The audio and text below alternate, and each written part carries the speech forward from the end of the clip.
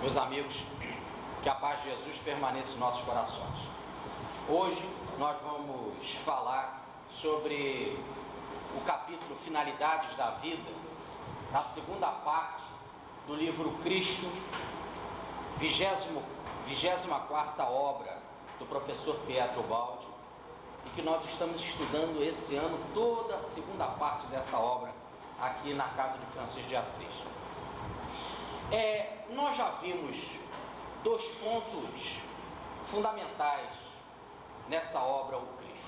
Primeiro, o problema da justiça social, o problema econômico no Evangelho. O segundo ponto, que nós analisamos principalmente na palestra passada, em agosto, foi o da não resistência no Evangelho, né? Baseado naquelas frases do: se alguém te pedir a túnica, dê a capa também, se alguém te bater numa face, dê a outra, e etc, né? Então nós falamos e dissemos que o Evangelho não fala em não resistência, porque senão ele seria contra a vida.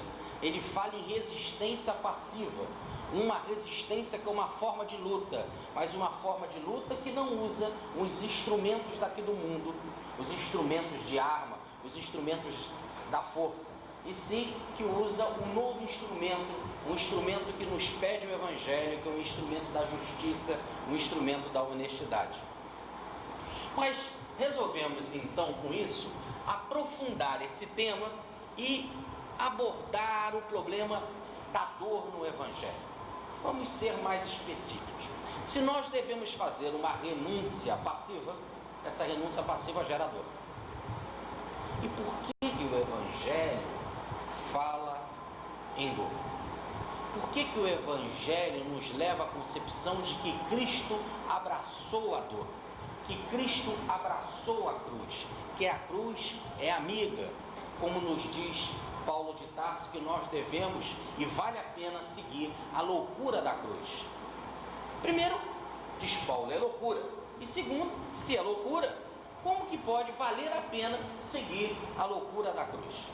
Uma outra coisa é que afirma Jesus: carregue cada dia a sua cruz. Então, por que essa apologia, essa defesa da cruz, no sentido, se nós fizermos a verdadeira tradução, da dor? Por que devemos abraçar a dor? Se nós fizermos uma primeira vista do Evangelho, podemos fazer algumas indagações. Por que o Evangelho quis fazer do homem um derrotado? Um homem que abraça a cruz, logo um derrotado para o mundo. Um vencido, crucificado, no caso do Cristo, entre ladrões. Por que o Evangelho não quer fazer o homem um vitorioso, um vencedor? Logo, por que o Evangelho é antivital? Se aqui na vida se manda lutar para sobreviver e usar todos os meios para sobreviver, se sobrevive o mais forte, por que o Evangelho pede para a gente não usar esta força para sobreviver? Por que o Evangelho, à primeira vista, é antivital? É contra a evolução, logo é contra a lei de Deus. Vamos continuar aprofundando. Toda vez que nós elevamos demais as nossas virtudes, a vida nos pune com duras lições. Todo homem que tem as suas virtudes e mais alto nível, ele é punido como mártir. Ele vai para a fogueira, ele vai para a cruz, ele é perseguido, tomam tudo dele, ele se transforma num mártir. Outras indagações. Por que Cristo nos quer derrotado em vez de vencedores? Será que tenciona o Cristo ir contra a vida? Outra pergunta: seria a sua mensagem negativa? Seria um apelo à morte, quando ele mesmo afirma que nós não devemos nos preocupar com aqueles que matam o corpo? Quer dizer, como que a gente não vai se preocupar com aquele que pode nos matar o corpo? Seria então uma mensagem anti-vida, uma mensagem então em defesa da morte? Poderíamos pensar assim: se ele quer andar na direção da vida, e ele mesmo disse, vim para que tivesses vida, vida em plenitude, vida em abundância, se ele nos quer dar vida, por que ele nos manda abraçar a cruz? Por que então nos propõe a cruz como o Evangelho nos propõe? Por que nos propõe a dor? Por que nos propõe a renúncia? Por que nos propõe um método de vida completamente diferente dos vitoriosos do mundo? Um método de vida que, se praticar, vamos ser, sem dúvida, derrotados no mundo. Não teve um mártir, não teve um cristão que tenha vivido plenamente esses ideais que não tenha sido derrotado no mundo, que não tenha ido para uma arena, para uma fogueira ou para uma cruz. Então, por que esse apelo? Por que essa evocação à dor? Vamos analisar um outro ponto. A vida deve ser entendida de duas maneiras.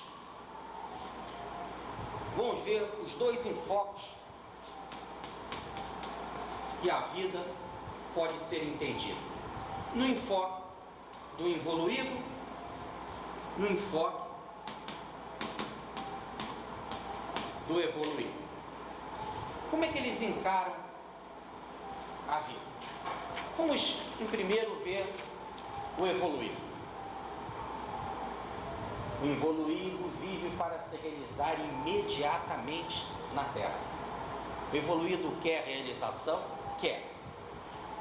O evoluído quer realização? Quer. O evoluído quer realização? Quer. Só que o involuído, ele quer a realização imediatamente na Terra, aqui e agora. Ele quer se realizar concretamente e agora. Quanto mais rápido, melhor. Segundo, como que ele quer conseguir esta realização? Usando os instrumentos que ele possui. Um instinto. O que fala mais forte nele, o instinto da força. É um instrumento que ele tem, um instrumento que ele conhece. Terceiro, sua ignorância não ver outra coisa senão os limites do antissistema, da qual não pensa em sair. Ele só consegue ver o mundo material e também não pensa sair. Ah, porque existe um outro mundo espiritual. Esse mundo espiritual ele não vê e também não se interessa por ele. Ele quer se realizar aqui e agora e nesse mundo que ele vê, que é o material, que é o que o Balde chama de antissistema. Uma outra situação é que ele se debate neste mundo material, neste antissistema, procurando a felicidade. Ora, mas é muito engraçado que o evoluído também procura a felicidade. Só que ele, o evoluído, procura a felicidade aqui no mundo material, num único mundo limitado que ele conhece, que a sua ignorância permite dele ver. Logo, como ele busca a felicidade aqui no mundo, e esse mundo é passageiro, tudo flui, tudo passa, nada pode ser agarrado aqui neste mundo, nem a vida do próprio evoluído, até ela passa.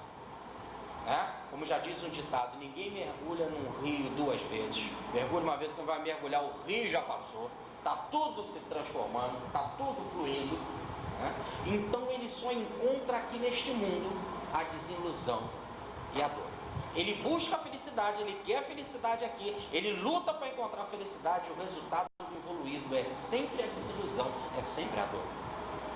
Quando ele encontra a felicidade passageira, felicidade no meio de duas dores.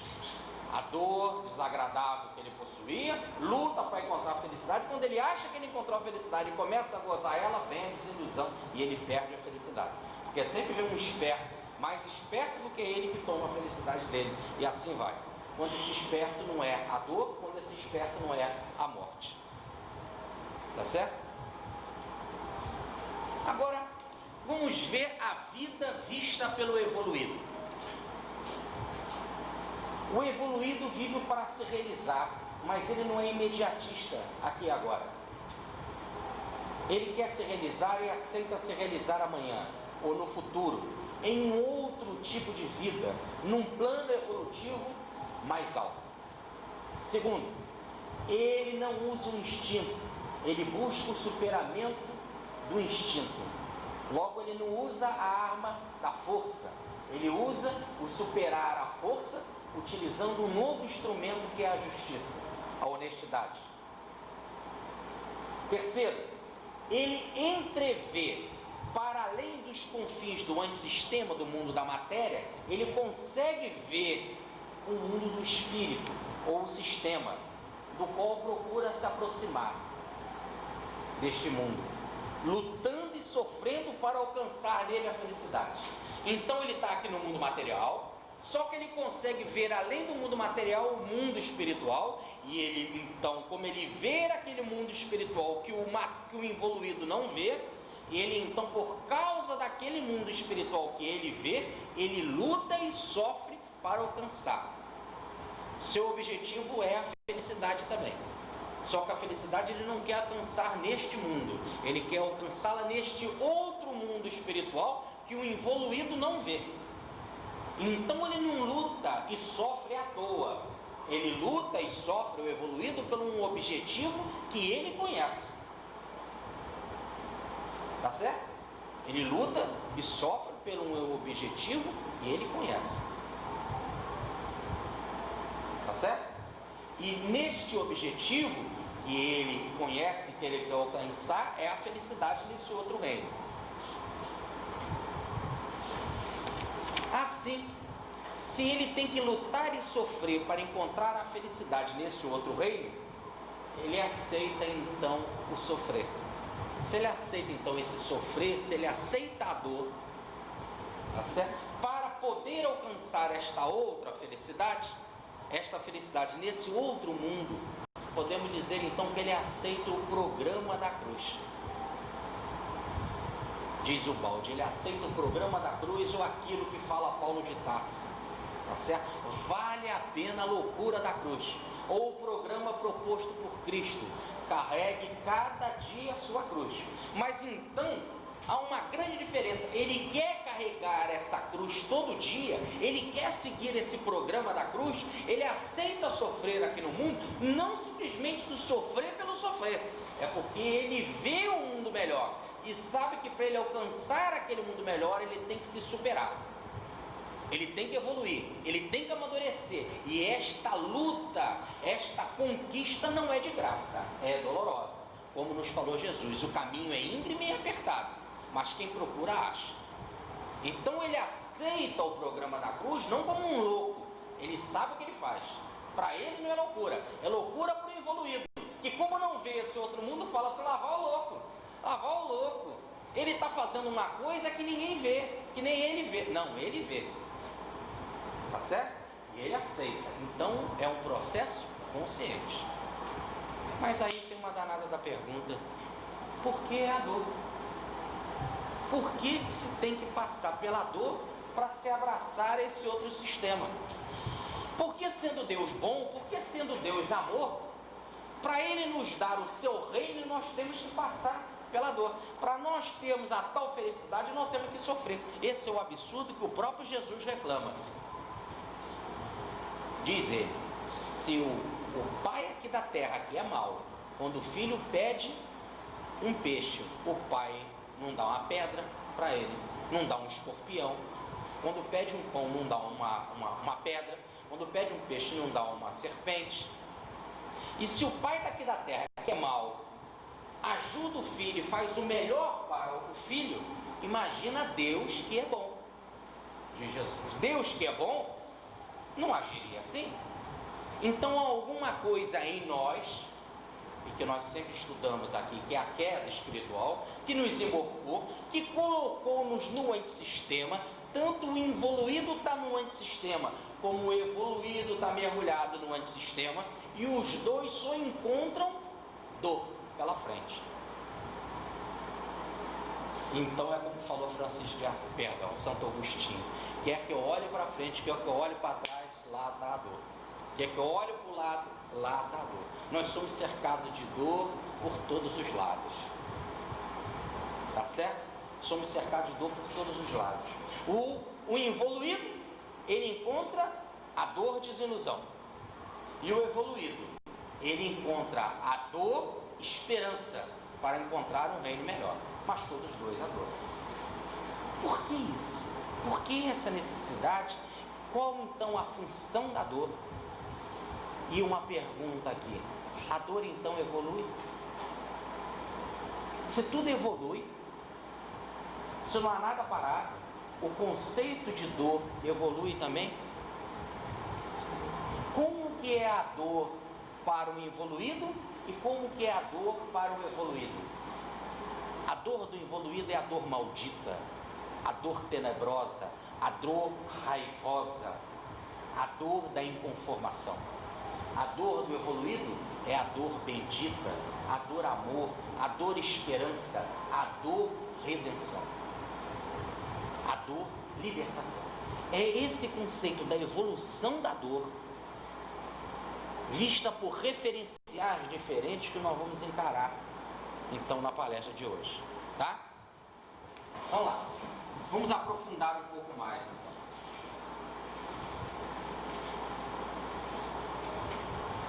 então, todos, involuído e evoluído, procuram a felicidade, mas em planos e modos diversos, e sempre vão encontrar a dor. Tudo bem?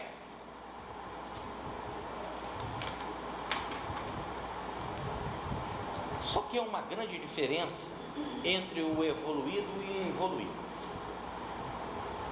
É que se todos encontram a dor, cada um está num referencial diferente. Logo, cada um vê pelo ângulo diferente. Eu aqui estou vendo o auditório que você não está vendo. Então, nós estamos no mesmo ambiente. Eu estou tendo uma visão pelo ângulo, pelo ponto de referência, e você pelo outro. Assim, perante a dor, o evoluído e o involuído estão em pontos de referência diferentes. Logo, tem observações diferentes e automaticamente se comportam de modo diferente. Vamos lá. Qual a diferença entre o evoluído e o involuído? É que o evoluído realizou um desenvolvimento mental. Ele é mais desenvolvido mentalmente, ele é mais inteligente, é mais preparado. É lógico que esse desenvolvimento mental foi fruto de uma dolorosa fadiga da evolução, concorda? Ele adquiriu esse desenvolvimento mental, mas também porque ele mais lutou para adquirir isso. Com esta luta, ele atingiu um mais amplo estado de consciência, aquilo que nós chamamos de superconsciência. O evoluído, ele tem uma superconsciência, quando o evoluído tem apenas uma consciência bastante limitada. Essa é a diferença. Desenvolvimento mental significa mais amplo estado de consciência, logo, uma superconsciência.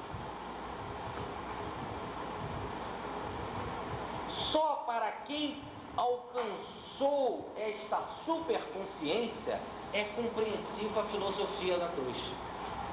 Para quem não tem essa superconsciência, diz o Balde, a filosofia da cruz não é concebível. É o nosso caso. Se a gente quiser ficar no meio do caminho e não quiser ser tão evoluído, mas com certeza nós não somos evoluídos, tá claro? A gente só vê o Evangelho como longe, a gente admira, que bacana, Francisco foi legal, amamos Francisco, botamos o nome dessa casa de Francisco de Assis, mas a gente não vive, há uma grande diferença.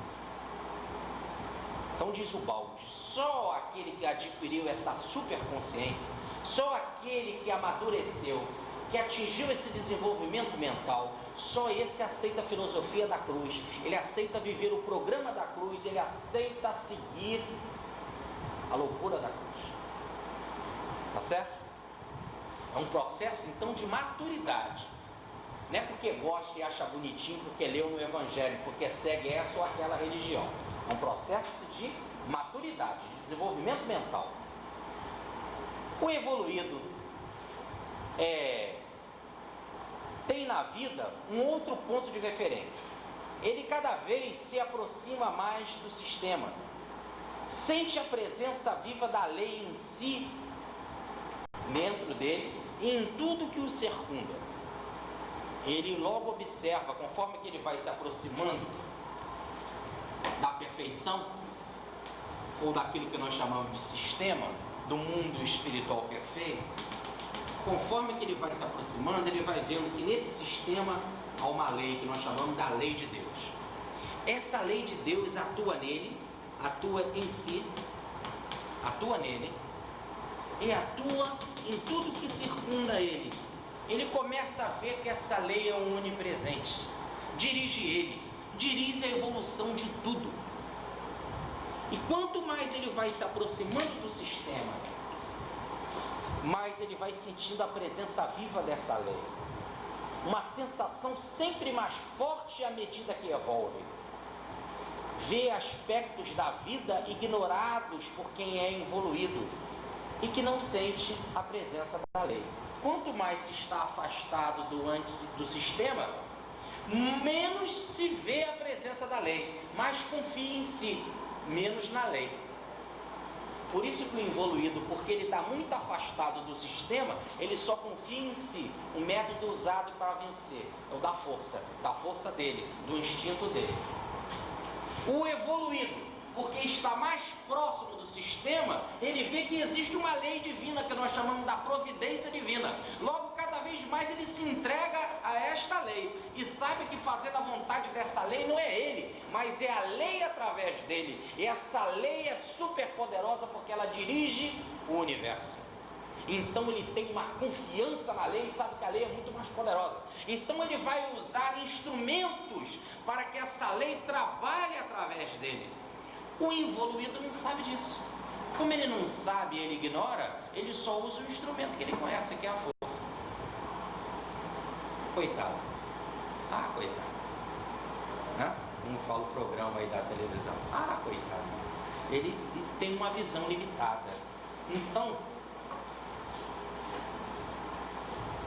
o evoluído, diz o Balde, constrói olhos que permitem enxergar as profundezas do fenômeno da vida.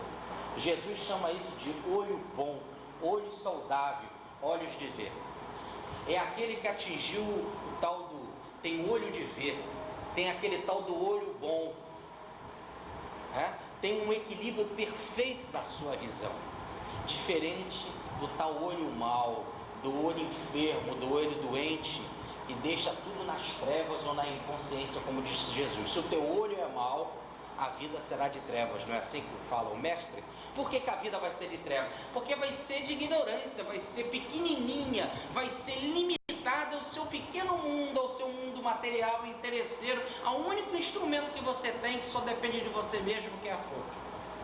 Agora, o evoluído não, ele tem um outro olho, ele vê corretamente, ele não é mais míope que vê com defeito dois focos diferentes, ele não é mais míope, ele enxerga perfeitamente. E porque ele enxerga perfeitamente, não é ele que se sente poderoso, é que ele, sabendo que ele se encaixando com a vontade da vida como uma engrenagem, ele sabe que essa engrenagem da vida é toda poderosa e infinita. E ele se encaixando com ela, ele vai fazer parte de um maquinário poderosíssimo. Que o evoluído não sabe. Está muito difícil isso. Ele para de reagir. Mas ele para de reagir não quer dizer que ele para de lutar. É a vida através dele. Não, eu tenho um novo método de vida. Você é que não conhece. Eu não vou mais reagir com os teus instrumentos. Os teus instrumentos são muito pequenininhos. É uma bolacha para cá e um soco para lá. O meu, não. É um outro instrumento completamente diferente. Super poderoso. Mas muito poderoso. Tão poderoso que até a lei deu para Pilatos. Até Pilatos, que só conhecia o método da força porque era evoluído, Jesus disse para ele: olha, Pilatos, você não está sabendo, você acha que você pode me condenar? Até esse poder para você me condenar foi te dado pelo Pai. O ignorante não sabe que até a maldade que ele faz e que ele pensa que ele faz, até isso ele está circuncidado, ou melhor, envolvido pela lei por todos os lados, e ele só pode fazer o que a lei quer, o que a lei permite, o que a lei autoriza, senão ele não faz. Ele só pode fazer rebeldia dentro dos limites da margem do rio. O peixe não pode sair do rio, vai lá na montanha fazer o que quer, mata 20, mata 50 e volta para o rio. Ele não consegue. Se ele for tentar fazer isso, ele dá com a cabeça na margem. Então, o evoluído, ele só pode fazer as suas rebeldias de forma limitada. Bom, continua o balde. Então, a técnica evangélica da luta, como você estava falando, a técnica evangélica da não resistência, e é uma forma de luta, porque o santo, ele não é um covarde, ele não cede 1 milímetro, mas não cede mesmo. Ele diz que segue Jesus, ele segue, pode botar ele na fogueira, pode botar ele na cruz, pendura ele de cabeça para baixo, ele é Cristo, ele não muda. Então é uma forma de luta, ele não cede, tá certo? Ele não cede. O que ele não faz é usar a força, mas está sempre explicando, está sempre esclarecendo, está sempre querendo transformar, está sempre deixando a sua marca. Então, cada plano biológico tem as suas leis. A do evoluído é a da justiça, a do involuído é a força. Na do evoluído vigora as leis da justiça, segundo o Evangelho, não as leis da força, diz o balde. O Evangelho então se torna realizável para o evoluído, e só para o evoluído, porque só o evoluído sabe que a justiça existe, que a lei de Deus existe. Logo então ele pensa, vale a pena eu ser justo, porque eu vou me ajustar a essa lei, eu vou buscar essa lei, me ajustar nela, e ela então vai atuar em mim. Eu vou ganhar uma coisa que o evoluído não sabe. Então ele aceita porque ele conhece. Para o evoluído, a força é a anarquia no seu estado, onde ele é um civilizado e orgânico, porém útil no estado do evoluído. Muda a técnica da luta pela sobrevivência. Vamos explicar. O evoluído, ele sabe que quando o sujeito é atrasadão, ele precisa de um pedaço de pau para frear o animal, para bater no animal, ou então para lutar contra o seu inimigo que quer tomar a casa dele, quer tomar os bens dele, mas porque ele é atrasado. Quando ele é evoluído, ele passa a ser um civilizado. Se ele é um civilizado, ele tem leis, ele tem normas, tá certo? Para seguir, ele não usa a força. Logo, se ele é civilizado e vive numa situação, num mundo, num estado orgânico, ele sabe que no estado orgânico, qualquer forma de luta em termos de força, é anarquia, é desequilíbrio. Imagina num estado orgânico, onde que um acredita no outro, que um confia no outro. Se você deixar ali um esperto, você imagina? Se você deixar ali um mau caráter no reino dos bons, que situação. Então, para aquele estado orgânico que o evoluído vive e que o evoluído quer viver, para aquele estado em que ele é um civilizado, um nobre, ele sabe que qualquer forma de luta é anarquia. Mas vocês poderiam dizer, mas ele ainda não está nesse estado, ele está buscando esse estado. Sim, mas ele sabe que esse outro estado existe. Então ele quer fazer todo o esforço para ir para lá, porque sabe que a vida lá é muito melhor, porque a vida lá é uma vida orgânica, é uma vida perfeita, é uma vida em que todos cedem um para com o outro, numa troca, num colaboracionismo. Então ele se esforça, luta, aceita a dor para alcançar um fim, porque ele quer se ajustar a essa lei maior, que dá tudo para ele. O evoluído é que não sabe disso, tá? Vamos continuar aqui. Então, muda a sua técnica de luta. Ele não para de lutar, tá bom? Ele apenas usa o instrumento da honestidade e da justiça. Ora,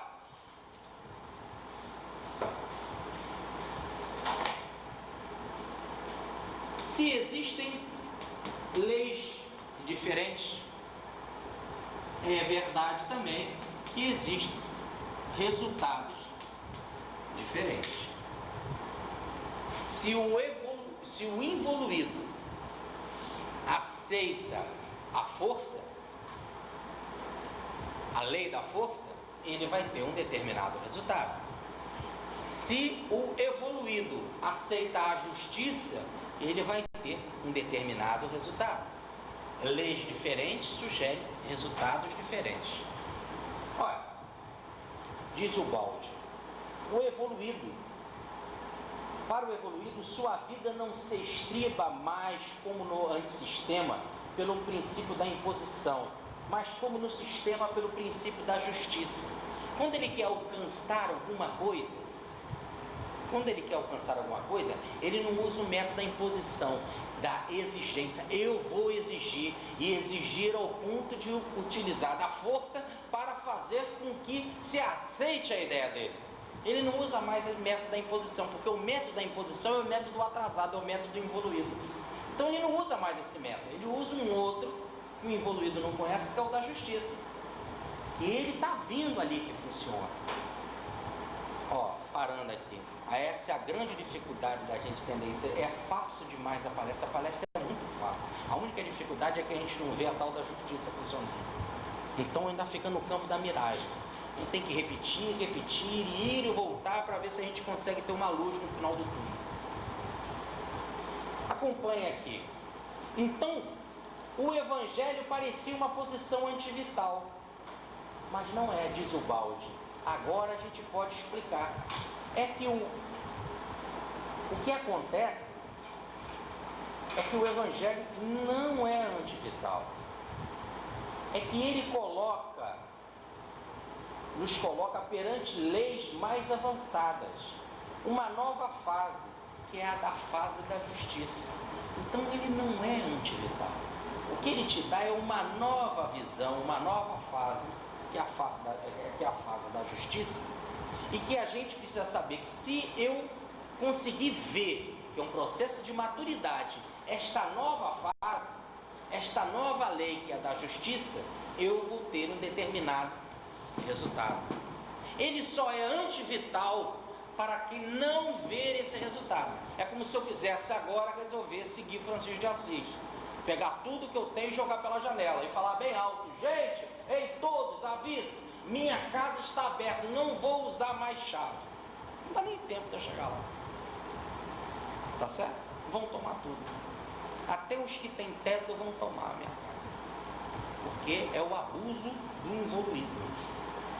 Tá certo? Então o método nosso aqui só está errado porque eu não consigo ver.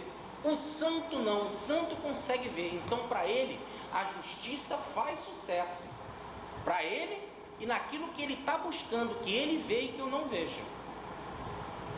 Continua o Balde. Vamos ver os dois tipos de regime: o regime do involuído e o regime da justiça. Vamos ver o regime da injustiça e o regime da justiça. Acho que agora vai ficar bastante fácil. No mundo do involuído aparece um assaltante.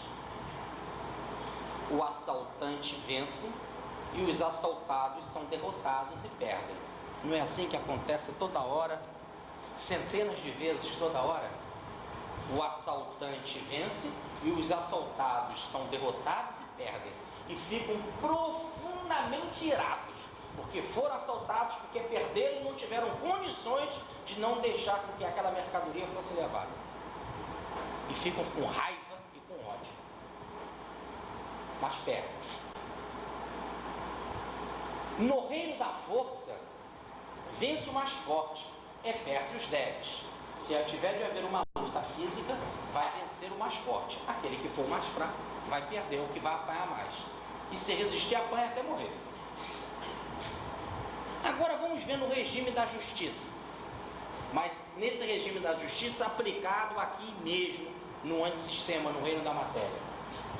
O jogo do vencedor e do vencido se inverte. Aqui acontece isso: se um assaltante me assalta, eu perco e ele ganha.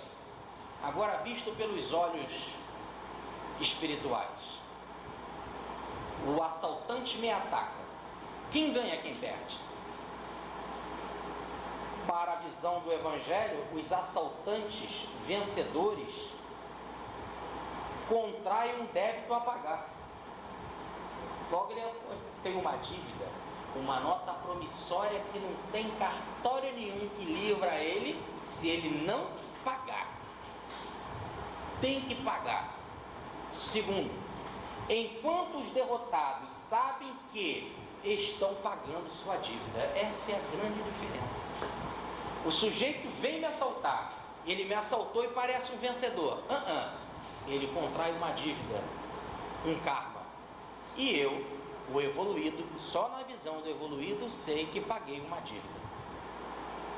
Então esse negócio, se alguém vem e te pede a capa, e tu pede a túnica e tu dá a capa também, é diferente. O sujeito que é evoluído, ele percebe.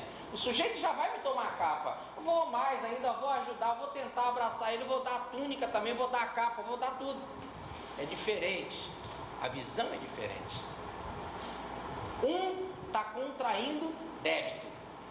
Logo está sendo um derrotado.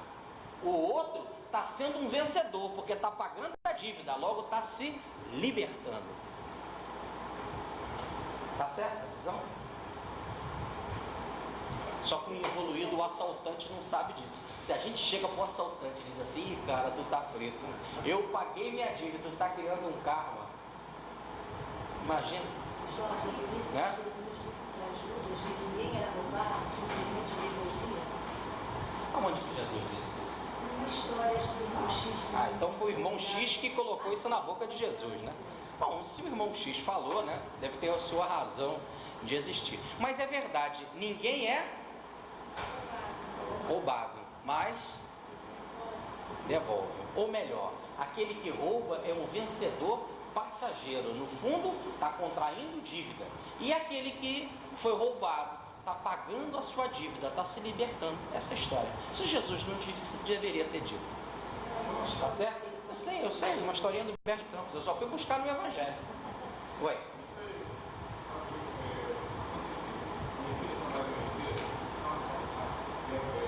Pode falar alto. Minha filha, ela trabalha na empresa. Então, essa empresa foi assaltada. Os tamanhos, tudo. Ele foi funcionário. Foi na vestuário. Só ela que não foi assaltada. Porque a empresa pede que as pessoas, os funcionários, deixem suas bolsas para registrar. Esse dia ela esqueceu da bolsa e o relógio ela esqueceu em casa. Certo. Aí qual é a conclusão que você tira? Aí a conclusão que a gente tira: a minha filha não merecia e os outros mereciam. Visão, eu sei, eu estou tirando essa conclusão, eu tenho que falar alguma coisa. Visão apressada. Jesus, em outra passagem, fala dos que a torre caíram sobre ele, que morreram debaixo da torre. E disse Jesus: vocês acham que esses que morreram, porque a torre caiu em cima deles, são mais culpados do que os outros habitantes de Jerusalém? Muito pelo contrário, podereis morrer igual ou de forma pior. Então hoje você não é assaltado, mas amanhã pode ser. Lembre, tá? Uma pessoa que com certeza é mais evoluída que a sua filha, porque é mais evoluído que todos nós. Jesus, no final, ganhou uma cruz. Se ele ganhou, qualquer um pode ganhar também, tá certo? Então a situação é: não vamos nunca colocar como melhores do que ninguém. Não existe isso. Naquele momento era necessário lições como essa, reflexões como essa, paradas para pensar, etc, etc. No entanto, nós somos sempre devedores da vida. Por isso que nós estamos no antissistema, temos sempre coisa para pagar. E a hora, numa determinada hora, chega a forma para a gente pagar. Eu não sei de que forma, mas a gente vai ter que pagar. Tá? Ora, continua o balde. O assaltante é criminoso a castigar e o derrotado é vítima que se sacrifica. Toda vez que alguém te dá um assalto só, não é só o assalto de pegar coisa, mas um assalto para bater ou para te agredir com palavras ou com ofensas, qualquer coisa. Toda vez que alguém te assalta, te agride de alguma forma, ele é criminoso a castigar. Um criminoso que está castigando, logo está contraindo débito. E o derrotado, o aparente derrotado, é uma vítima que se sacrifica. Continua o balde. Quem vence, então no antissistema perde. E quem perde no antissistema vence. Continua o balde. Perde os prepotentes, vence os justos. É só um problema de visão. Voltamos então para encarar o processo da dor. Lá no caso da empresa em que o sujeito chegou e roubou todos na empresa. Ele criou karma e aquelas pessoas devolveram na vida, se libertaram. Tá certo? Agora, o que se deve pensar é, tá bom, foi levado coisas minhas e eu me libertei. Aprendi a lição ou não? Mas só o se incomodar, em que as pessoas se sentirem incomodadas porque perderam alguma coisa, começa a refletir de que você não é dono de nada, não consegue reter nada, que são outros valores que eu tenho que buscar, o valor da renúncia, etc, etc. Começa-se a questionar. Uns se libertam mais rápido, outros mais devagar, outros até poderão ficar com muito ódio, com muita raiva e ter naquele momento a chamada dor maldita. Cada um no seu nível, cada um reage no seu nível, com os instrumentos que tem, logo, segundo a sua evolução. Continua o balde, então. Então, o que é retidão? Eu tenho que ser reto? Eu tenho que praticar a retidão? O que é retidão? Retidão quer dizer, o ladrão vem me roubar e eu tenho que deixar? E outra coisa, diante daquela situação em que eu fui agredido, a pessoa me ofendeu, me bateu, levou aquilo que foi fruto do meu trabalho, levou o meu salário. Eu tenho que levar o princípio de retidão, dá aquele que te pede. Se mandar a dar 1000 passos, dê 2000. Se te bater numa face, dê a outra. Como reagir dessa forma? Como ver isso? Por que ter esse princípio de retidão? O que significa no contexto da evolução a retidão? Se a evolução é para nos fazerem seres melhores, se a evolução é positiva, como vermos a retidão no fenômeno da evolução? Vamos parar e pensar. O que é retidão? Diz o balde: pagamento à justiça da lei por meio da dor, a quem é reservada a função purificadora dos nossos contínuos erros, dos quais é necessário libertar-nos para ascender. Então eu tenho erros. Eu preciso me purificar desses erros. A purificação desses erros é o que a gente chama de redenção. É o pagar a dívida, sair do erro, sair do débito. E conforme que eu me purifico, que eu pago a dívida, eu faço a ascensão. Eu subo, logo eu vou evoluir, vou me maturar, vou crescer espiritualmente. Então, a redenção é um processo de purificação, de limpeza dos erros, de acerto, de pagamento da dívida. Deixar a consciência tranquila para você repousar em paz. Por enquanto que você tem uma dívida, a vida fica te cobrando, você fica sujo, fica negativado. Para onde você vai, aparece lá a sua negativação, no SPC, na Serasa. O banco da vida tem lá os seus SPCs, as suas Serasas, não é? Os seus cartórios, extremamente perfeitos. Por enquanto que você deve, por menor que seja a dívida de Jesus, um pingo do i não passa. Não é assim que ele fala? A lei te cobra um pingo do i completo. Então o processo de redenção é esse processo de acerto dos erros. Nós precisamos aprofundar isso daqui mais. Por que a vida quer esse pagamento? Por que a vida quer essa dor? Antes de responder isso, vamos pensar no caso Cristo. É Cristo quem faz a ligação de redenção e dor. Ele unifica a ideia de salvação com a cruz.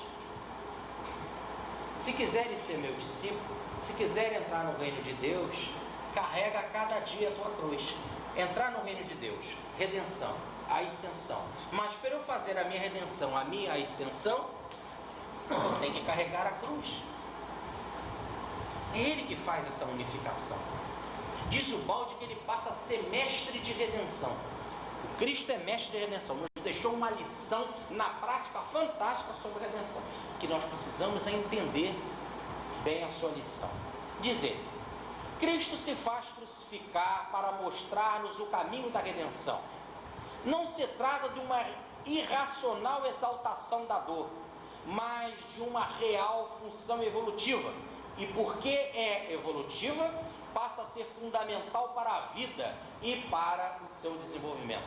Então não é um grito da dor pela dor, carrega a sua cruz porque Deus quer que todos sofram. Não, não é isso. O apelo não é para a dor, o apelo é para a redenção. O que Cristo quer é a ascensão, o que Cristo quer é a evolução.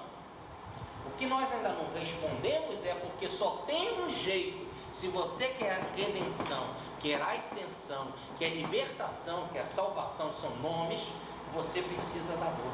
Não existe um caminho para se atingir ela sem dor. É aquilo que a gente fala, quem consegue conquistar alguma coisa aqui no mundo se não é através da luta, se não é através da dor. Esta conquista aqui tem que ser através da dor. Por quê? Porque nós estamos mergulhados num antissistema. Fruto da nossa queda, fomos nós que caímos no abismo. E se agora você quer sair lá daquela região que você respira mal, que é sombria, que é perigosa, que tem animais bravos, que tem situações cheias de risco, você tem que subir, o caminho é íngreme, é complicado, você precisa suar, é cheio de pedras, é derrapante, mas é a única maneira de você chegar lá em cima na terra firme e receber o beijo do sol e se libertar. Foi você que caiu no abismo. Agora o caminho é da dor. O que quer, o que é errado, é um involuído que quer ficar lá embaixo no abismo, quer encontrar a felicidade lá mesmo no abismo, com outros mais involuídos do que ele, cheio de animais, cheio de trevas, cheio de situações perigosas. Ali ele quer ser feliz e feliz para sempre. E ele nunca consegue a felicidade para sempre, porque ali ele sempre está insatisfeito e sempre está perdendo a felicidade. O evoluído é que compreende e sabe, se eu subir esse caminho, apesar de difícil, um caminho de dor, então sofrem por objetivos diferentes. Ficou claro agora? Sofrem por objetivos diferentes. Eu sei que eu não estou subindo aqui esse caminho difícil, eu não estou subindo esse caminho difícil simplesmente porque eu gosto desse caminho difícil, porque é legal o caminho difícil, porque eu amo o caminho difícil, porque eu adoro sofrer e dar com a unha na pedra. Isso é besteira. O evoluído não pensa nada disso. O que o evoluído quer é chegar lá no alto. Ele sabe que agora, para ele chegar lá no alto, é que é difícil dele chegar. Então ele sofre por coisas diferentes. Mas aí ele fala assim, mas vale a pena. Vale a pena sofrer um pouco mais, porque lá eu vou encontrar pastagem, como diz Jesus, né? Lá eu vou encontrar um reino de uma terra prometida, lá um reino de felicidade, o reino de Deus, seja lá o que for. Eu já estou vendo, ele consegue ver o que o evoluído não consegue ver, ele já consegue ver, e ele já começa a ver que aquela lei vai funcionando, cada vez ele vai respirando melhor, logo cada vez ele se sacrifica mais para chegar.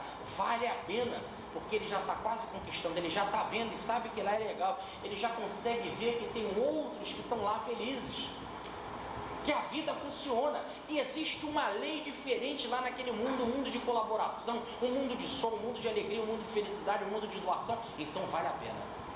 E ele então aceita esse caminho da cruz, esse caminho da dor por causa disso. Entenderam a diferença? Todos querem a felicidade, felicidade de forma diferente, lutam por coisas diferentes, com objetivos diferentes.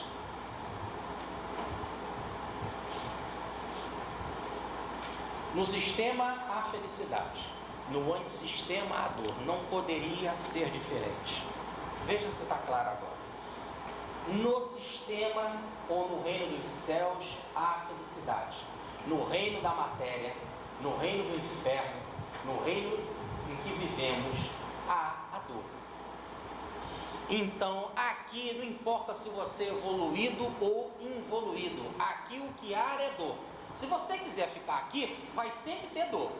Se você quiser sair, vai ter dor também, só que ela vai acabar quando você conseguir sair daqui. Mas por enquanto que você estiver aqui, não importa se você é evoluído ou não, por enquanto que você estiver aqui, você vai ter dor pela frente.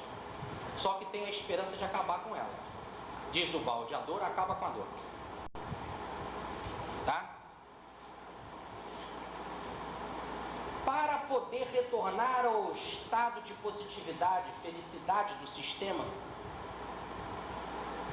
é necessário reabsorver toda a negatividade da dor do antissistema através do trabalho da evolução. Ou melhor, não se consegue sair do mundo da materialidade sem pagar tudo aquilo que se deve. Centil por centil, ou como diz Jesus, pingo por pingo da lei. Nada se passa despercebido. A vida controla tudo, sabe o número de fios de cabelo das vossas cabeças. Não cai uma folha da árvore sem que o Pai não saiba.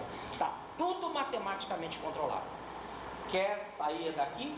Paga tudo. Por enquanto que não pagar tudo, não sai. Continua o balde. Ora, só que é uma diferença muito grande. Para um, a dor é desagradável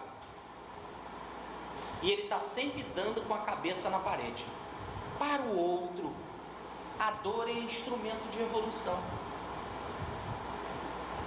Dor é instrumento de redenção.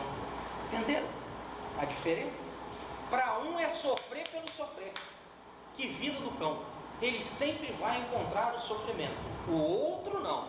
O outro aceita o sofrimento. Eu quero a loucura da cruz, eu quero o programa da cruz, mas eu sei que eu vou fazer o programa da cruz não para terminar na cruz, mas para alcançar a ressurreição.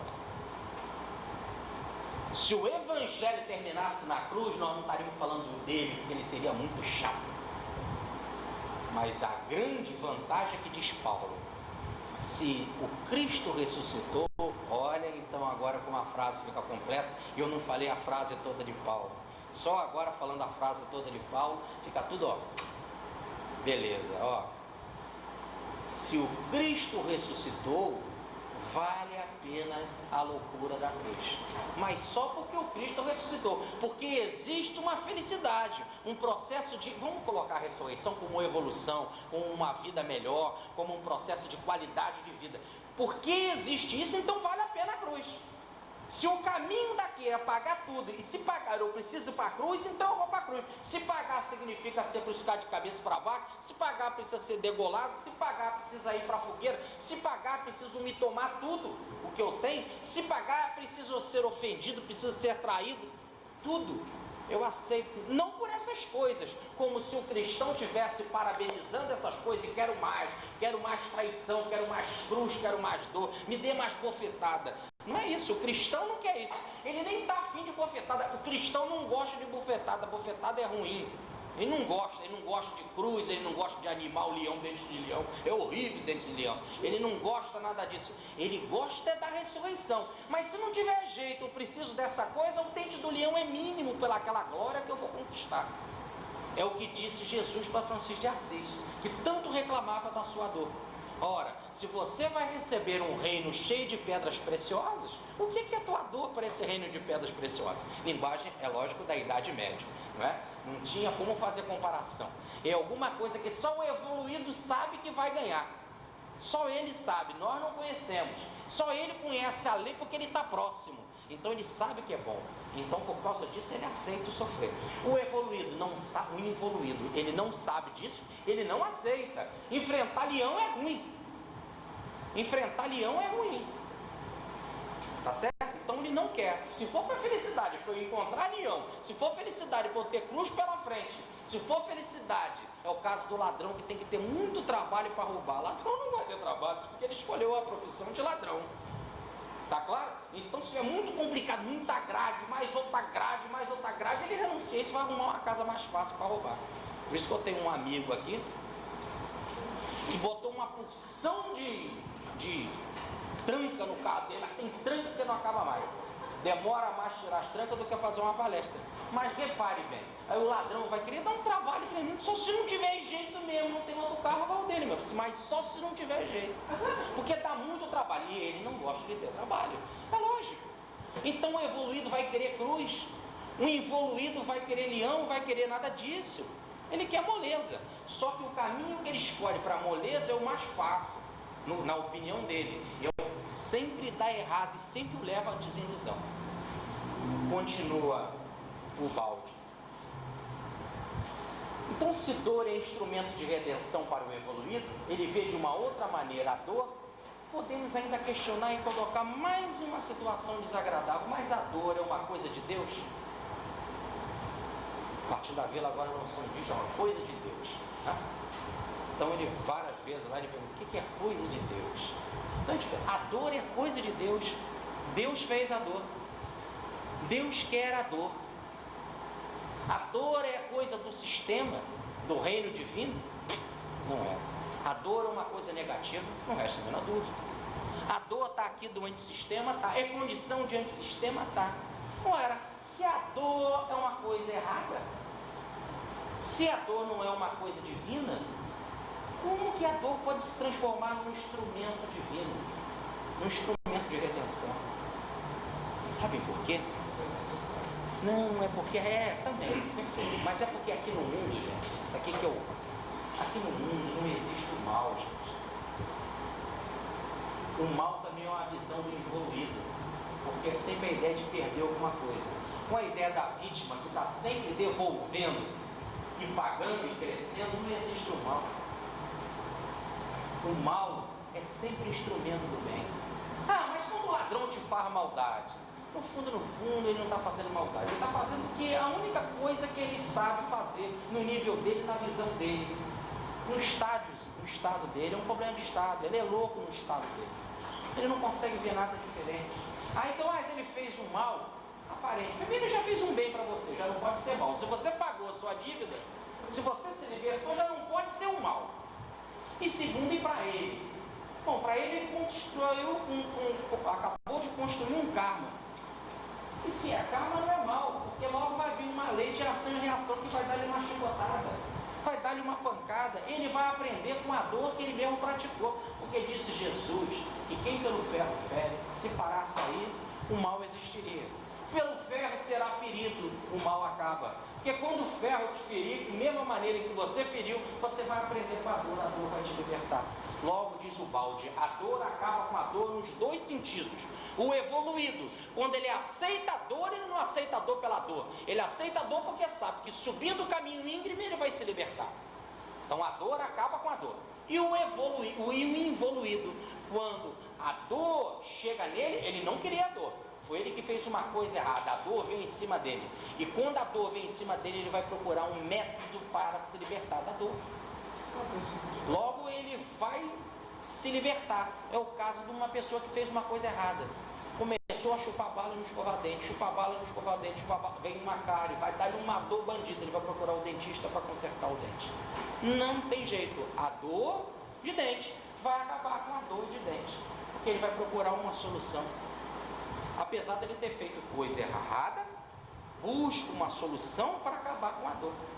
Então a dor é sempre instrumento de redenção. O evoluído é que encara ela para se libertar, e o outro não encara ela, mas constrói ela. E quando ela é construída nele, ele se liberta. Está parecendo uma perspectiva semelhante com o semelhante. Perfeito, essa é a homeopatia. O semelhante cura o semelhante. A dor cura a dor. Perfeito. Diz o balde, só que a dor para o evoluído é muito diferente da dor do evoluído, porque para o evoluído a dor é consciente, ele sabe por que ele está sofrendo, é purificadora, o que está bem longe da aberrante procura medieval da dor pela dor, reduzida a sadismo e masoquismo, improdutivo, e que é perversão e não redenção. Vamos aprofundar isso daqui. Quando o santo aceita a dor, ele não quer a dor, ele quer a felicidade. Mas para ele atingir a felicidade, ele que tem que ir para a dor. É o caso do namorado. Ele quer a namorada. A namorada mora lá em Brasília, só tem vaga num ônibus em pé. Ele vai em pé porque ele quer andar em pé, ele quer ficar com as pernas doloridas? Não, ele quer encontrar a namorada. Tá certo? Ele não quer aquilo, ele queria ter um banco gostoso para sentar com ar-condicionado, mas se não tem, ele aceita aquela condição por causa daquela felicidade. O evoluído vê assim, ele quer aquela felicidade, por isso que ele aceita a dor, de forma consciente, de forma purificadora. Tá certo? Agora, o que acontece é que na Idade Média começaram a dizer o seguinte: olha, você nasceu, e nasceu por causa do pecado, porque foi gerado desde Eva que pecou, porque fez sexo com Adão. E o sexo é uma coisa errada. E logo, através do sexo, você veio, você é um errado também, nasceu um tarado desequilibrado, porque nasceu através do sexo. Logo, você também é um doente. Todo ser encarnado é um doente porque é filho dos pais pecadores. Porque o pai errou e o erro do pai passou para a gente. Conceito absurdo. Mas todo mundo que está aqui encarnado é errado. Logo, tem que fazer penitência. E o que é fazer penitência? Se considerar um errado, se considerar um criminoso, se considerar o ser mais abjeto, se considerar o ser sem menor valor e um errado. Quem quer sempre fazer maldade. Por causa disso, você tem que se sacrificar. Arruma um chicote e se bate. O cara ficava se batendo na Idade Média. Mas não só vai se bater, você também vai ficar sem comer. Mas não só vai ficar sem comer, vai ficar também de joelho. E vai ficar de joelho num caco de vidro e vai se cortar, e aquelas loucuras todas que se fazem. De sadismo e masoquismo, que acabou gerando, como nós já falamos no outro ano, quando falava do princípio de uma nova ética, falávamos da psicanálise, que acabou gerando os recalques, não é? Os complexos violentos, onde que passou-se a gerar também as formas sexuais pervertidas de sadomasoquismo, né? de sadismo, de masoquismo, etc. Ora, então, essas são colocações taradas, desequilibradas, em que eu vou sofrer porque sofrer é bom, porque eu tenho que sofrer porque eu tenho que pagar. Deus não quer nada disso. Deus é amor. Deus não quer que ninguém sofra. Deus não quer que ninguém sofra. Deus é amor. Deus não criou a dor. Tá certo? Deus não criou a dor. Deus não quer que ninguém sofre. Deus não gosta de ver sadismo, masoquismo. Deus não é um tarado, um desequilibrado. Tem nada disso. Deus só quer te dar felicidade. Deus é bom. Se o pai daqui não dá a pedra para o filho, Deus não faz nada disso. Deus é amor, diz o Evangelho. Deus não quer nada disso. Foi você que se colocou no abismo, por livre e espontânea vontade. O pai te aconselhou: não vai, meu filho. Parábola do filho pródigo: não vai, meu filho. Eu quero ir. E ele que foi para a terra estranha, como diz a parábola. E lá na terra estranha ele passou fome, ele não tinha nem a vagem dos porcos para comer. Entrou numa vida do cão, numa vida de luta, numa vida de dor. Agora ele quer ir ao encontro do pai. O pai vai ajudar ele ao encontro dele. O pai vai ajudar, mas é ele que tem que sair do abismo. Foi ele que se jogou lá. É como um sujeito que toma um vidro de veneno e agora ele precisa fazer uma lavagem estomacal. O médico é ruim? Não, o médico não é ruim. O médico é bom, o médico quer ajudar, ele quer. Tem outra maneira, você botar aquela borracha pelo pescoço abaixo, pela garganta abaixo, para lavar ele todo? Não tem. Ele vai sofrer muito, vai. O médico é a maldade dele, pô, lá vem com uma borracha, doutor, tem que lavar mais uma vez. É assim, mas é maldade do médico? Não, o médico quer o melhor dele. Ah, vai ter que dar injeção. Uma injeção é ruim. O médico que é a maldade é o médico que tem, é o caminho. Foi ele que criou aquela doença para ele, aquela perversão. Deus é amor. Deus não quer isso de ninguém. Tá certo? Então, diz o Balde: a doentia ideia de todos os pecadores. É doentia a ideia de fazer todos os pecadores, porque tais, pelo nascimento, estariam condenados à penitência. O objetivo da vida não é expiar, mas subir. Ah, mas nós não estamos num planeta de expiação? Deus não te colocou no planeta de expiação. Você que se encontra no planeta de expiação. Deus não quer que você expie nada. Deus quer que você suba, viva lá em cima com Ele. Agora, como você vai chegar lá em cima? Você que escolheu esse caminho de vir aqui embaixo. Agora você tem que subir. Se ele te pegar e te levar lá para cima, não tem mérito nenhum. Logo você vai querer voltar para cá outra vez. Me dá tudo que é meu, que eu quero voltar. E você não aprendeu a lição. Continua o balde. Esfiar não é mais admitido em sentido negativo, mas só em sentido positivo de ascensão. Então não é expiação pela expiação, não é a dor pela dor, mas eu aceito a dor, não porque eu quero a dor, porque eu gosto da dor. Isso é loucura. Cristão, repito mais uma vez, não gosta da dor, não gosta de leão, não gosta de cruz, é muito ruim. Ele quer a felicidade. Se o único método para sair daqui, porque ele se colocou nesse mundo, é esse, o da cruz, então ele aceita a cruz, ele abraça a cruz, não pela cruz, mas pela ressurreição. A dor do Evangelho não é uma dor que embrutece, que você ficasse dando chicotada. Quanto mais o cara dá chicotada, menos compreende o Evangelho, mais ignorante fica, mais com raiva fica de Deus. Porque deve doer muito dar aquela chicotada. Imagina você dar aquela chicotada, sair sangue, você, Ave Maria, cheia de graça. Que isso? O cara fica um tarado, por isso que ele fica desequilibrado, depois vai matar a criança, vai estrupar, vai fazer, porque ele fica doido. É uma dor que eleva do Evangelho. Logo diz o balde, é uma dor sadia, dinâmica, é uma dor criadora. Em Cristo, nós vemos a excelsitude da dor. Ele sabe conjugar a ideia da cruz com a ressurreição. Então não é a cruz pela cruz, é a cruz para a ressurreição. Cristo é mestre de redenção, embora por meio da dor. O que Cristo quer é a dor? Não, é a redenção. Mas ele diz que para chegar à redenção tem que se passar pela dor.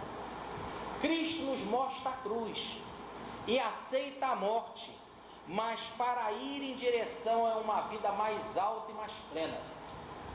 Então, a cruz para Cristo, a morte para Cristo não é porque ele queria a cruz e a morte. Porque essa é a vontade do Pai. Não, a vontade do Pai era a ressurreição. É que o caminho para a ressurreição era a cruz, era a morte.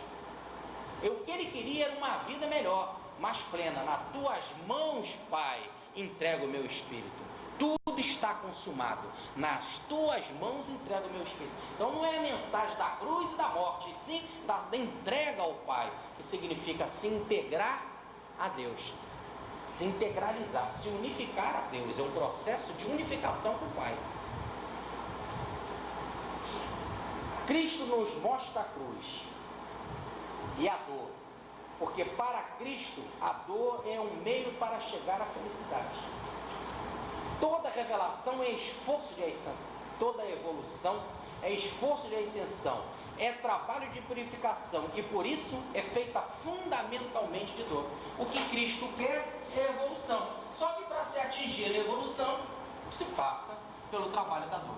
Então podemos resumir com 4 palavrinhas simplesmente fantásticas o processo da redenção. O que é redenção? Redenção é ascensão, é purificação, maturação, superação.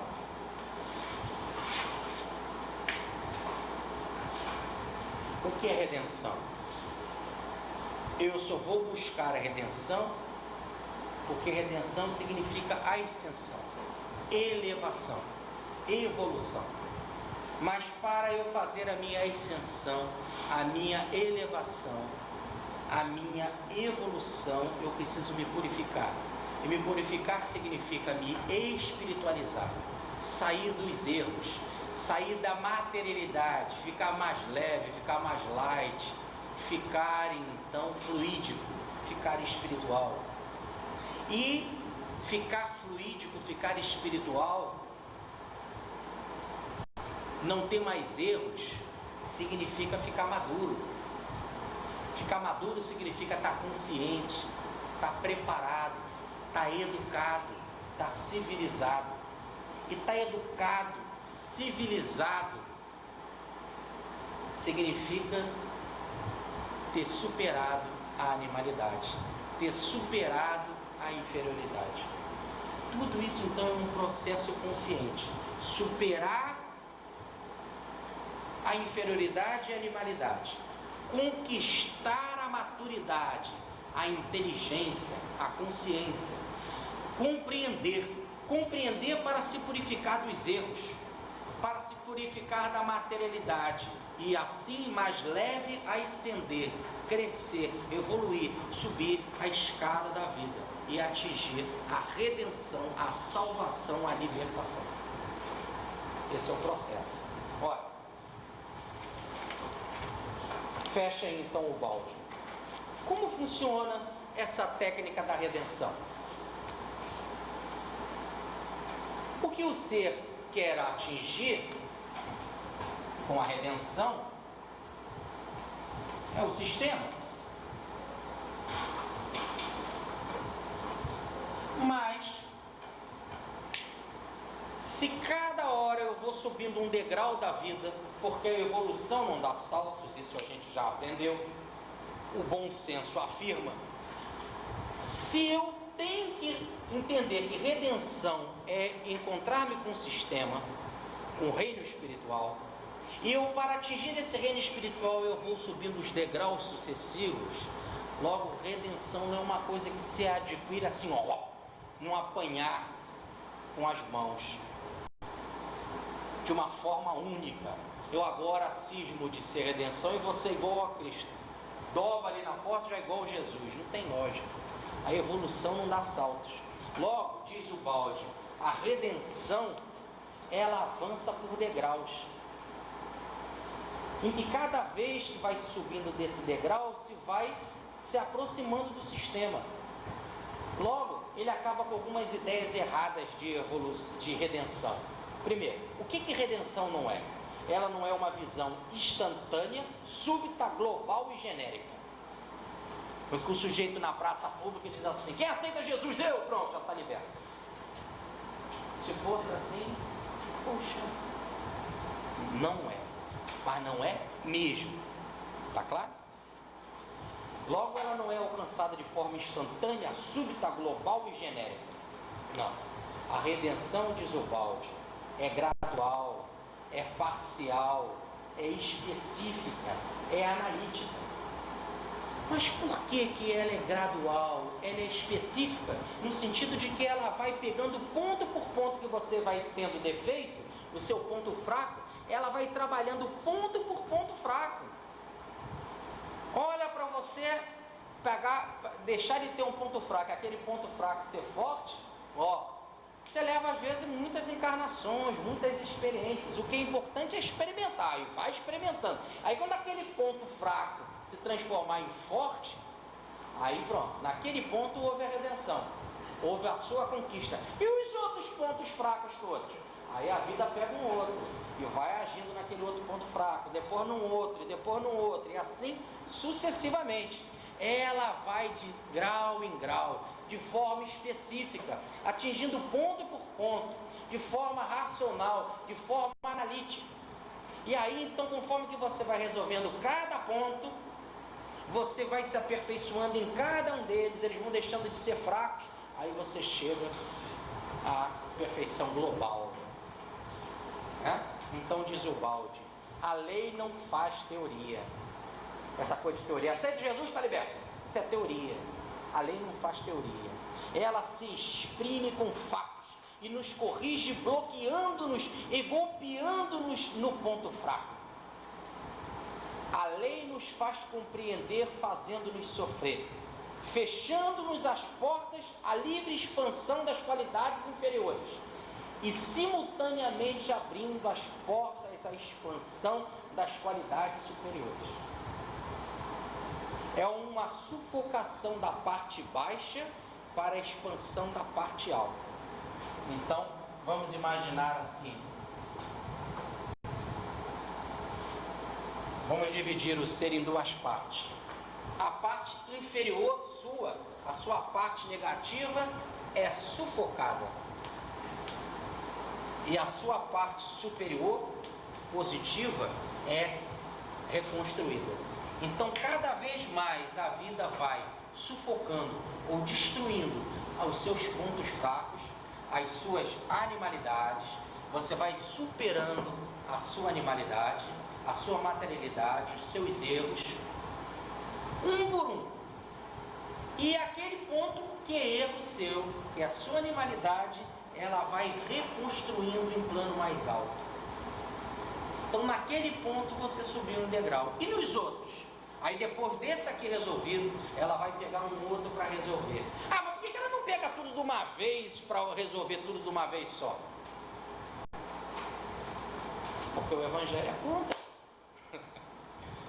Deus não dá fardo pesado além das forças de ninguém. Tá certo? Deus não dá fardo pesado além das forças de ninguém. Se fosse pegar todos os nossos pontos atrasados e tivéssemos de encarar ele aqui e agora, puxa, qual deveria ser o tamanho da cruz? Deveria de se construir vários universos para a cruz caber. São enormes, tá certo? Então é ponta por ponta, degrau por degrau. Ninguém consegue carregar 10 sacos de cimento. A vida parcela, leva um hoje, depois leva um outro, vai levando, vai pagando a sua dívida gradativamente. Cada um dos seus pontos vai construindo, vai melhorando, vai transformando. Então coloca o balde. Para cada qualidade da personagem, da personalidade, há um processo de sublimação que se destrói embaixo e se reconstrói em cima. Para cada qualidade nossa, hein? Para cada qualidade da personalidade, vai se destruindo embaixo aquilo que é inferior e vai se reconstruindo. Olha a palavra reconstruir, é reconstruir de novo, para você voltar a ter o que você tinha antes da queda. Vai reconstruindo, vai destruindo o que é inferior, vai construindo o que é superior, para cada qualidade nossa. Assim, quando todas as nossas qualidades tiverem sido transformadas, terminou o processo de evolução. Ou vamos pegar aqui o balde.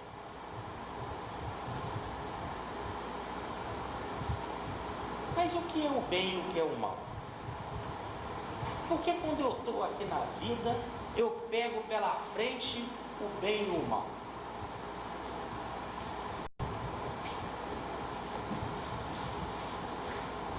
Diz ele.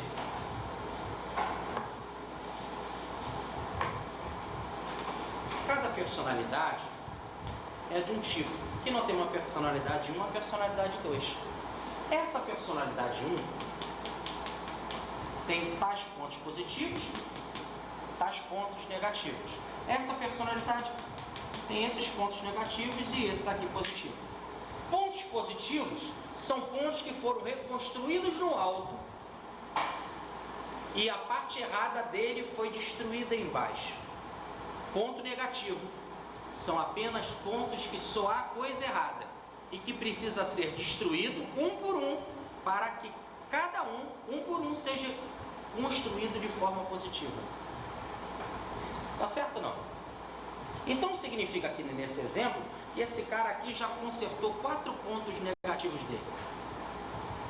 E já são positivos agora, mas ele ainda tem 4 pontos negativos para consertar. Esse daqui, ó, tem um mundo de negativo para consertar, mas 2 ele já adquiriu. 2 ele já adquiriu, já conquistou. Agora ele tem que encarar um por um desses daqui, ó. Ora, então significa que essa coisa de bem e mal que a gente encara aqui no mundo, o bem e o mal, nada mais são do que a nossa personalidade frente às situações da vida. Ou em outras palavras, naquilo em que eu sou errado e que sou fraco, eu encontro diante de uma prova o mal. Naquilo que eu sou forte, eu encontro um bem. É difícil, não? Vamos explicar aqui. O sujeito já venceu a prova do dinheiro, já não é mais olho grande. Então ele trabalha numa tesouraria de banco de forma tranquila. O outro, que é atrasado e que tem a tentação pelo dinheiro, que sofrimento ficar ali dentro. Entenderam? Então para ele aquilo é um mal, e pode se transformar num grande mal. Para o outro ele nem pensa, nem passa para a cabeça dele, ele nem sabe que aquilo é dinheiro, não passa, tá certo? Então cada um sofre ou encontra satisfação ou insatisfação dependendo do seu tipo de personalidade. E dependendo do seu tipo de personalidade, ele vai movimentar forças aqui na vida. Tá certo? Ó, eu tenho um tipo de personalidade. Eu reencarno aqui no mundo. Eu só vou movimentar aqui no mundo aquilo que eu tenho. Eu não vou movimentar com outras coisas que eu não tenho. Só com aquilo que eu tenho. Então essa é a situação. Quando a gente está aqui na vida, você é o que é. Você está no lugar certo, na situação certa, no momento certo, e você vai criar uma atmosfera à sua volta diante de forças que você movimentou. Ah, mas aquela situação difícil que apareceu na minha vida, por que apareceu aquela situação tão complicada que eu me encontro ou que eu me encontrei na vida? Primeiro, você estava na hora certa, no momento certo, naquele lugar, que era o lugar em que você merecia. O evoluído sabe que não há erro, Deus sabe de tudo, todos os fios das vossas cabeças estão contados, não cai uma folha da árvore sem que o Pai não saiba. Deus é um Deus de misericórdia, você está no lugar certo, no momento certo.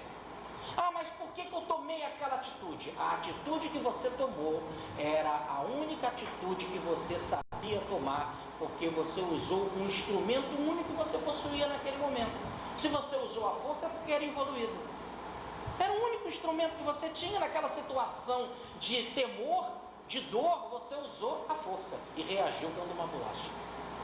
Mas o evoluído está lá, naquele momento é onde que ele devia de estar.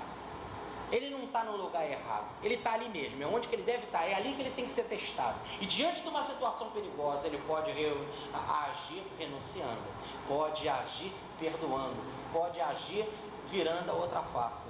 Por quê? Porque ele vai reagir com o instrumento que ele possui, que o outro não possui. Então, no alto da cruz, 3 seres diferentes, numa mesma situação, cada um reagiu de uma maneira. Um gritou, desça da cruz e me salve, é o grito da revolta. O outro gritou, ah Senhor, lembra-se de mim quando estiver no paraíso, é o grito da esperança. E o outro, Pai, nas tuas mãos eu entrego o meu espírito, é o grito da aceitação divina, da compreensão, é o grito da integração divina, do perdão. Cada um reage de forma diferente, mas cada um estava no lugar certo.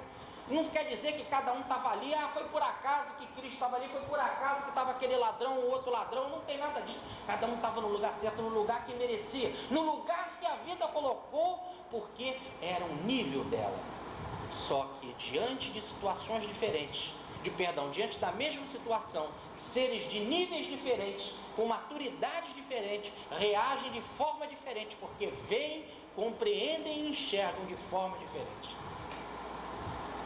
Ora, então, diz o balde, tipo de forças que a personalidade contém e forças que a personalidade coloca em movimento em seu ambiente determinam a atmosfera em que nós vivemos. Por que eu vivo nessa atmosfera? Por que eu vivo nessa minha situação de vida?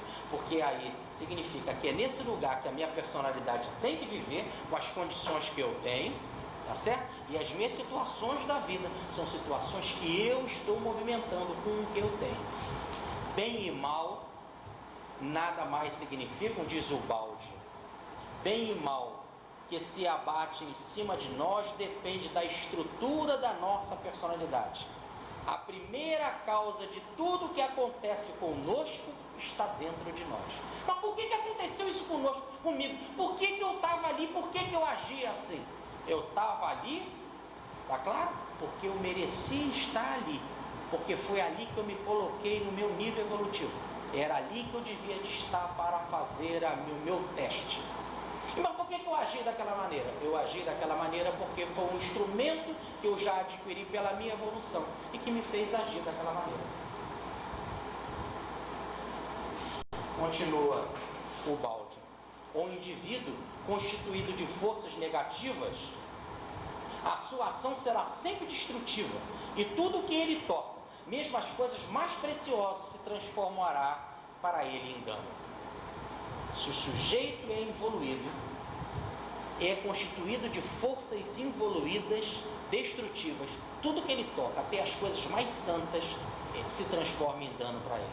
Coloca a mão em dinheiro, ele prejudica tudo. Destrói a empresa, destrói seus familiares, destrói tudo. Coloca a mão numa coisa religiosa no Evangelho, usa o Evangelho para a maldade. Cria o Santo Tribunal da Inquisição.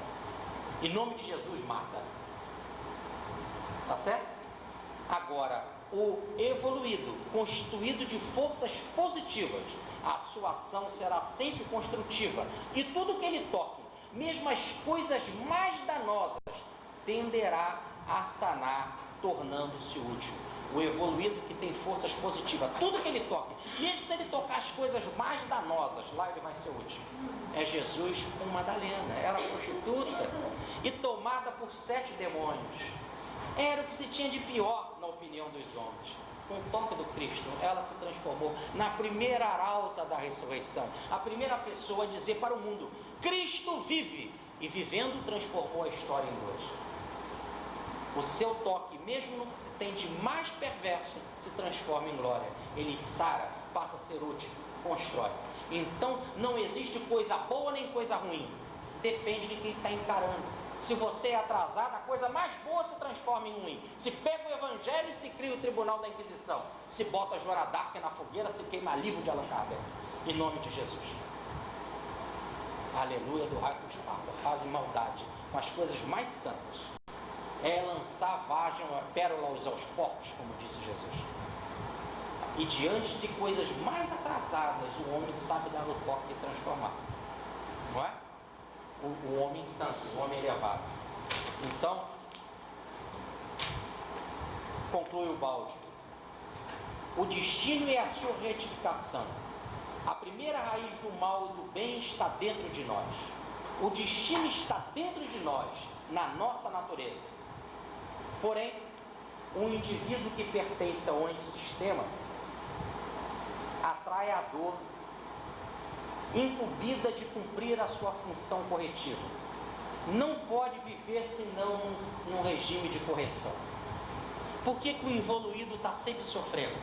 Porque ele vive full time, o tempo todo num regime de correção. Diz o balde: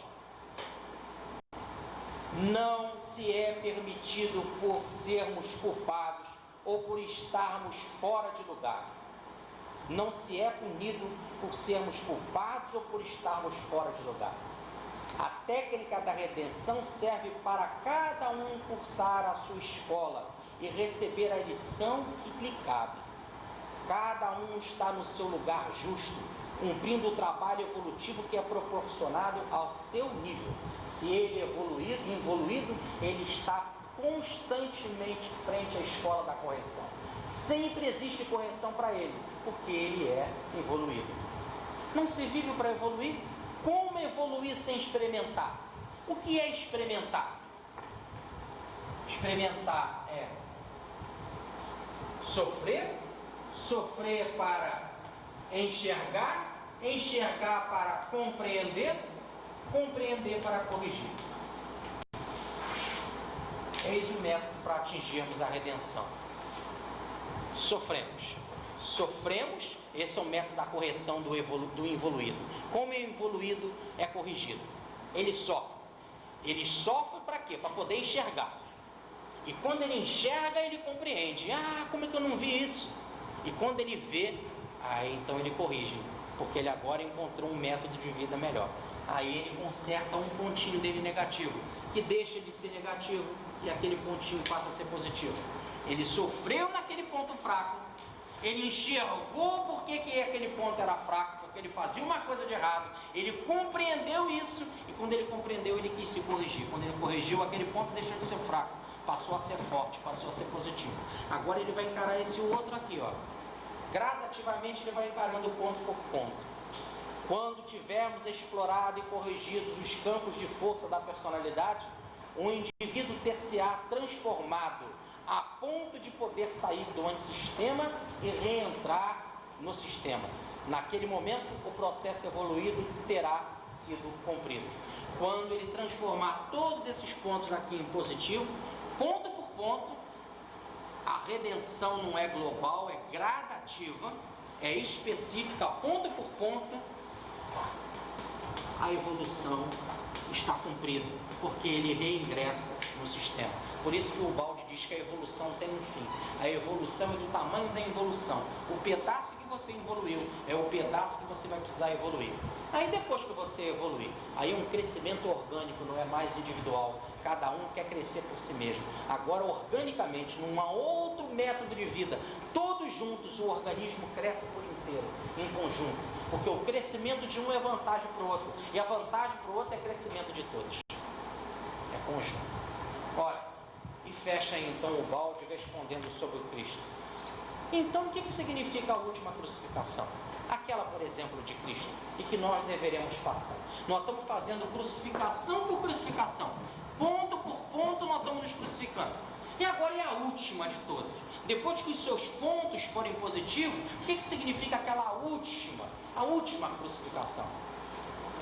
A crucificação de Cristo mostra-nos o último momento desta técnica de recuperação. Última e espontânea fase de evolução.